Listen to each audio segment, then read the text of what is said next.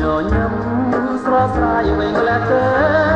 ស្រស់ដូចដួងខែដែលញរះស្ដីញញឹមម្ដងរៀបបងស្ទើរសុំស្មារតីចង់ស្នាក់ភ្នំបេស្រស់ស្រីឲ្យតែចិនដាបើ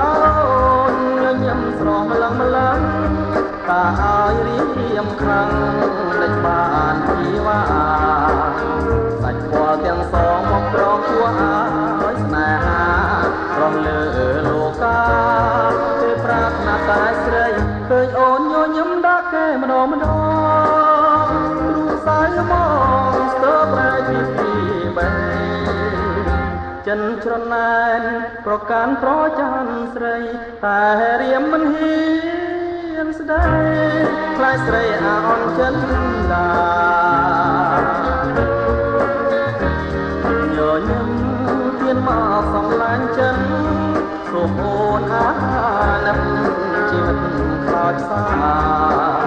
គង់គួយគួរតែជាប់ស្នេហ៍លើរូបជីវ៉ាខុសត្រូវយ៉ាងណាមេត្តាណិត